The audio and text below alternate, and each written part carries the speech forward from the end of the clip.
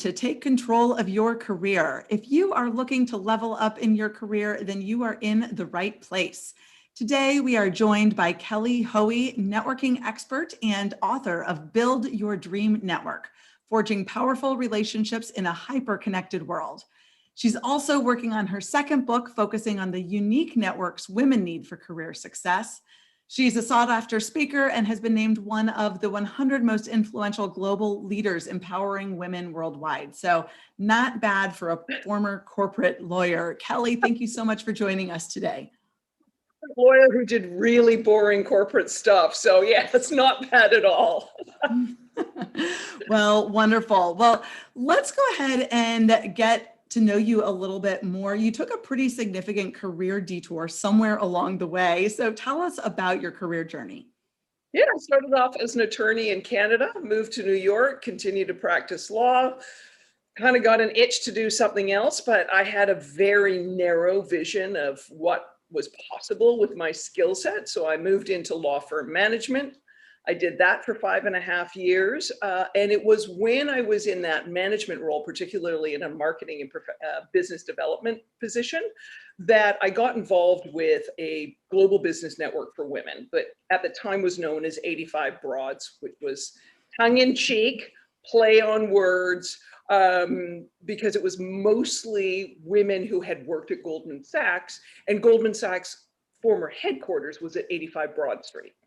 And I was building an alumni program. And given that initially it started out this informal alumni group, I thought, you know what, I need to see what they did to grow this very energetic alumni community, because there might be a model there for what I'm doing within this law firm.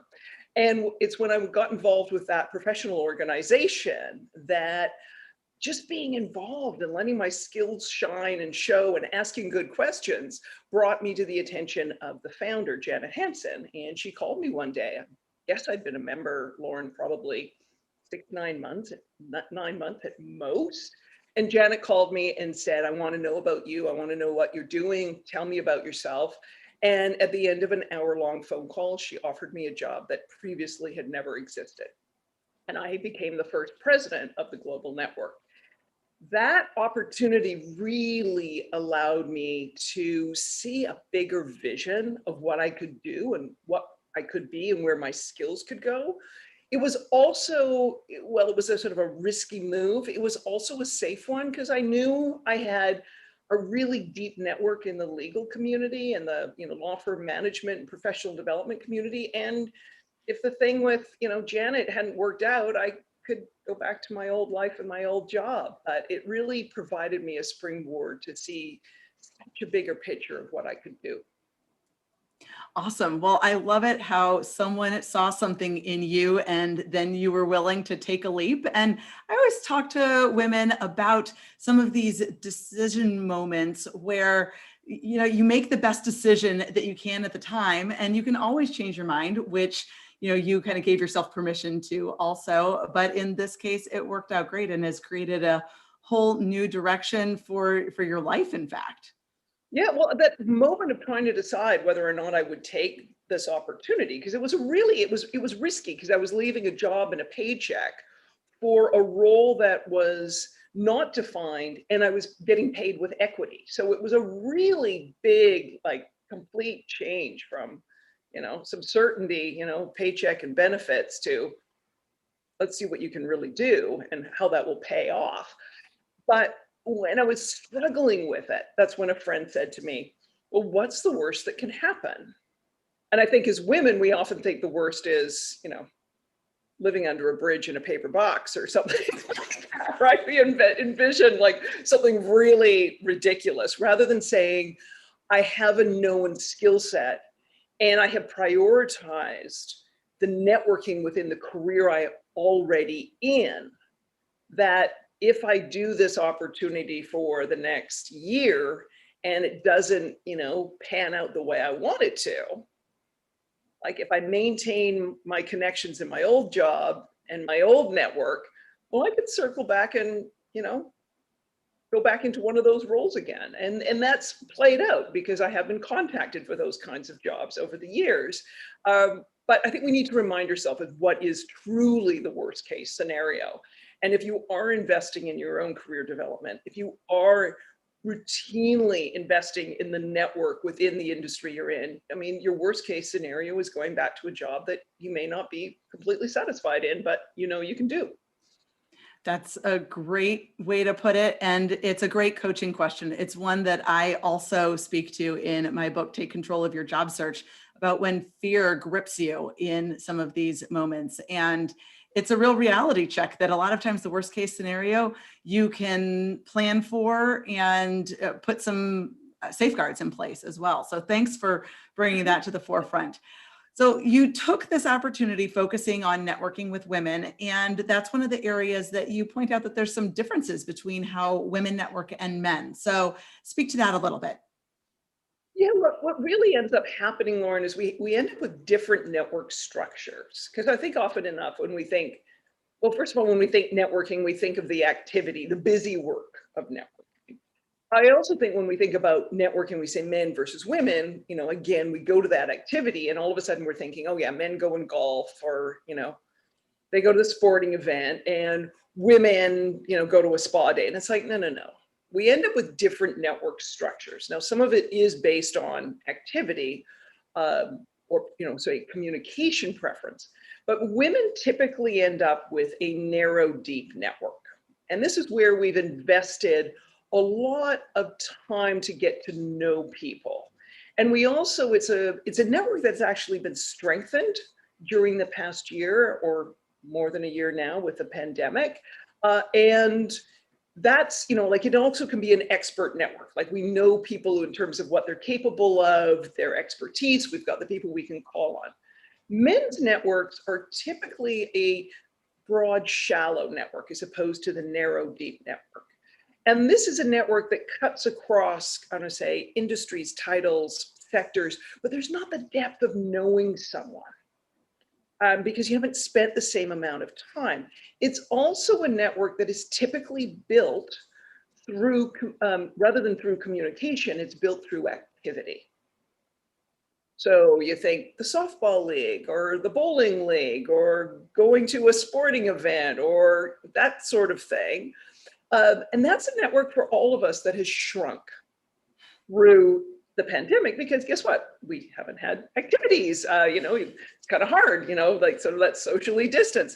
So that's the big difference between men and women, is this network structure and maybe a knee-jerk preference in terms of how you like to connect with people, you know, communication versus activity. But the reality for all of us, and I think you get it from my description of those two networks, each of them has a strength and each of them has a weakness. And the reality for all of us is you need both networks. You need that close, deep network that knows you, that can provide mentorship, that can give guidance, that can coach you, that knows your, you know, can provide you with a reference, can be a sounding board. But if you have bigger career ambitions, you need that broad, shallow network. Otherwise, you're going to just end up in a whirlpool of hearing the same advice and receiving the same opportunities. Great. Well, and one of the areas that I think people forget in a job search, especially, is that a lot of times it's your second and third degree networks that are going to be the primary folks that introduce you to opportunities as well, because you only know so many people directly. But you know, by really focusing on some of those second degree opportunity connections, if we were to use a LinkedIn term, that right. that, you know, or maybe people that you know but don't know really well, and that's where all of a sudden, by, you know, reaching out to them, like, oh yeah, I do know something, but, you know, you're not on their mind all the time. Exactly. Or, you know, even if you really rely on your close network, that narrow, deep network, if they all hang out with the same people, you're really in a tight little pond at that point, versus if your narrow, deep network, if they have unique networks that do not mirror or duplicate yours. So yes, things get, you know, exactly to your point, that second or third degree connection. But if everyone you hang out with, they only hang out with each other, it's going to be a little problematic to rely on your network to make a career change. Exactly. Well, speaking of connecting with your network and reminding them, especially in a career change, about the value that you add to an organization, you recently wrote a blog about thinking about the elevator pitch differently than people typically do. So tell me about that. What advice do you give to people, particularly in a job search, about their 30-second commercial, so to speak? Well, I love that you said commercial, because what do we do with commercials when they come on? We usually tune them out, right? Because we know someone's trying to sell us something, or they're just spitting words at us and we don't listen to it. It's just information being tossed at us rather than information that is being given in a manner that enables us to have a conversation. And I think most people who are pitching because they, want to get a job want someone to engage in a dialogue. And that's why I suggest to people that when you're crafting your pitch, craft a very short introductory sentence and then insert a big old pause so that the other person can get a word in edgewise. And sort of like those first words should lead to someone else saying, "Tell me more." Yeah. So what's the hook? Exactly. Like the "tell me more." So one of the examples I use on this is, and it was sort of a pitch for business development.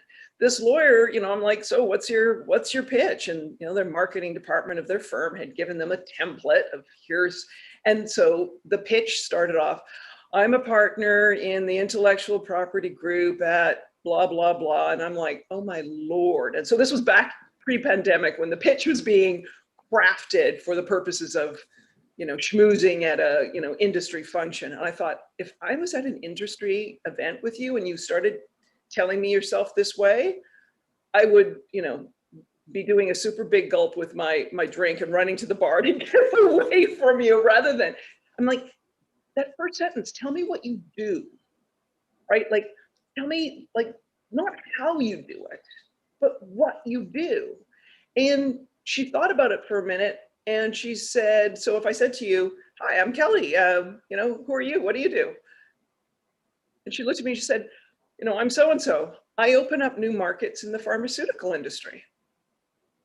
I said, "Well, that's interesting. How do you do that?" She said, "I'm an intellectual property attorney and I, litigate weak patents that are held by big pharma so that generic drugs can come on the market." I'm like, "But now we're having a dialogue."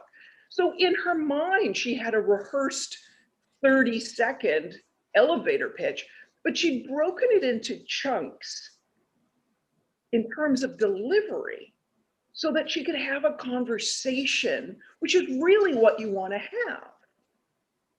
And so even if you were crafting your pitch for an email, think about what's the hook, what's the first line, you know, Mm-hmm. hit return, leave some space, then continue so that someone can start taking this in rather than just having a whole bunch of jargon and words tossed at them. And you lose the opportunity to actually have the dialogue that can lead to discovery through curiosity, to maybe someone generating ideas on a job lead or an introduction to make for you. Yeah, great advice. I love that. And it's the difference between someone saying, "I'm a patent attorney and I open up new markets." Which one is actually describing the value that you bring to an organization? And that's what I always talk about, is how can you clearly articulate the value that you bring so that someone can immediately connect the dots and understand how you're going to solve their problems. Exactly. Or to say, "Well, that's sort of interesting. I guess I should keep reading to find out how they do that." Absolutely. Yeah, perfect. So what are some other networking mistakes that you see people make? The biggest one, and I think the biggest one, particularly for people in a job search, if we just focus on them for a minute, is, and this is an easy one to correct, it's the failure to follow up.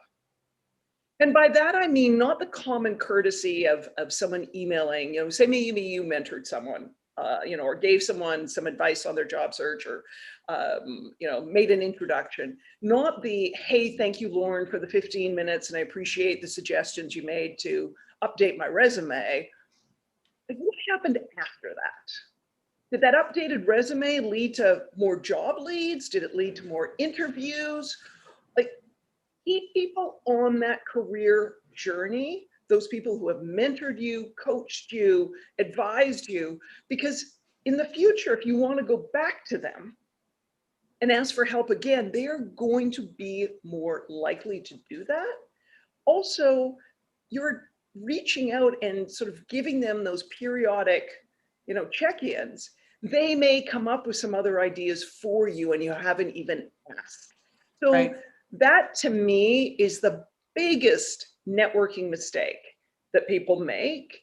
And it's the easiest one to correct. Absolutely. And the same goes while you're in a career as well, especially if you're connecting with mentors or potential sponsors higher up in the organization. When you're asking for feedback or career advice, being able to circle back around and tell them how their feedback was pivotal to you being able to accomplish something in your role or get that promotion or whatever the case is, they now feel their fingerprints on your career and are going to be much more willing to support you for that next opportunity as well. Right, because you're displaying the behaviors and you're displaying the qualities of someone they want to invest their social capital in. And by Well following said. up, following up and following through, you're moving a relationship that might have been, I like to say, a one and done. You might move that into a mentor relationship, or you may move that into a strong sponsor situation. And like I said, it's so easy to correct and people just don't do it. I love that advice. And that kind of goes in line with another area where, we're so busy these days. So one of the things that I know people struggle with is keeping up with your network, maybe when it's not as much of a white hot priority for you as when you're in a job search, for example. So what's the best way to stay connected when you're with your network, when you're going about your daily life? You know what? Realize that your daily life activities are part of your networking toolkit. If we only think of networking as an activity we pick up because we're in a job search, that can be very alienating to people if you only show up when you need something. So Exactly. start thinking about everything you do as part of your networking toolkit. So how are you posting and sharing information? How are you commenting on the information other people post? Are you remembering birthdays? Put together a holiday card list.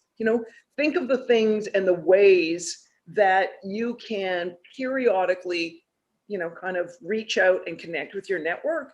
And that doesn't necessarily mean by you having to initiate something. Again, it's sort of watching and observing what's going on in their life and, engaging with things that way. When you think of someone, why not just send them a message? Doesn't have to be That's a big. great advice. It's so simple. When you think of someone, take the 1 minute to send a text or an email or a message or whatever it is. It doesn't need to be a big, long letter. Just say, hey, thinking of you, and, maybe one or two other sentences. Right. It just doesn't need to be a big production. Like, networking doesn't have to be coffee dates, in person or on Zoom. It doesn't need to be a lunch. It doesn't need to be any of those things. All it needs to be is that sort of touch point with somebody else. So just make it a priority to do that. I mean, go on LinkedIn every morning, Monday through Friday, and spend 15 minutes, see what's going on with your network. See if someone's got a promotion, see if someone's changed jobs, see if someone's made some posts, do some comments, close it out, rock and roll. You did some networking. Yeah, absolutely. So you just talked about social media. That was great advice on LinkedIn in terms of spending 15 minutes a day, being present with your network and being more intentional. Any other ideas of how we should either leverage them or utilize the various versions of them? Because obviously there's so many. There's Twitter, there's Facebook, LinkedIn, and more. Yeah, well, I mean, realize each is a context. So they're not the same, right? I think of online networking no different than in-person networking. So, how you behave when you're hanging out with your, gal pals in a bar, well, that can look like Twitter sometimes, right? Whereas LinkedIn is more like you're walking back into the office or the industry conference or the Chamber of Commerce meeting. How you share information, how you'd share it with your close friends or your family, that's kind of Facebook, that looks a lot different than if you told industry colleagues who you have more of an acquaintance rate relationship with, which to me is more like LinkedIn. So you got to think about the context and what information is interesting on those different platforms and treat them that way. Because I think the more you engage in that very human activity, and you really remind yourself that behind the avatars is a human being, with all their stressors and weirdness and all the rest of it, the more you'll find the platforms meaningful and you will get more out of them. But particularly on LinkedIn, I think one of the things, Lauren, that people, if they're thinking, especially with that job search, is remember that your network is talking about you and they may be recommending you or referring you. And the first thing someone, in terms of reputation and that first impression, they're likely going to your LinkedIn profile. So one of the best networking things you can do is make sure you're keeping that darn profile up to date.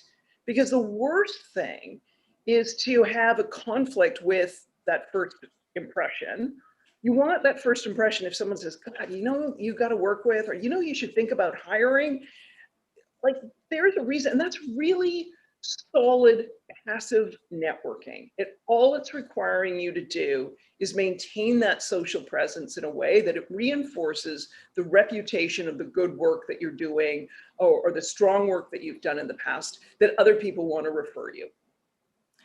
Great point. And again, one of those things that's so simple to do. So you've given us some really key, simple takeaways of, get your LinkedIn up to date. When you think of someone, take the opportunity to reach out to them. And the other one was make sure to follow up. So what is something that people can take tonight and start doing differently? Of all of those things, or is there anything else that you would recommend, one thing that people can start doing tonight to network better? One things I would simply do, here's two things I would do, and it builds on the three things that you've already outlined. One, go and Google yourself and see what shows up, because that's what other people are finding. So go into the incognito mode on Google and Google yourself and what shows up. Because is it the strong first impression you want to make for your business, your career change, whatever it may be? And if not, you know what you need to go and fix. Real simple. And that might be different for different people. Then the other thing I would do is I would open up your calendar and I would flip back through the past, whatever time period you want to go to. And I would make a list of the people that have spent, resources on you. You might use your email as well. People who have maybe provided guidance, a lead, maybe they did a practice interview session with you on Zoom, whatever it may be. Go and find those people and figure out how you're going to follow up with them again. Because you need those resources. You may not think you need those resources now, but you're going to need them in the future. So go and figure out who you haven't done a proper follow-up with and figure out how you're going to do that. Great advice. Thank you so much for giving us such actionable takeaways in this brief conversation. So Kelly, tell us how people can go find your book as well.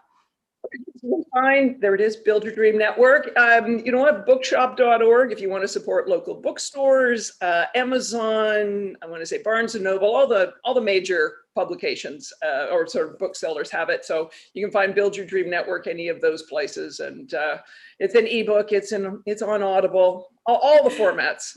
Exactly. And you, in that book, you take people through case studies, whether it's in a career progression or in a job search, in an entrepreneurial situation. So it runs the gamut. You need a network for basically every part of your life.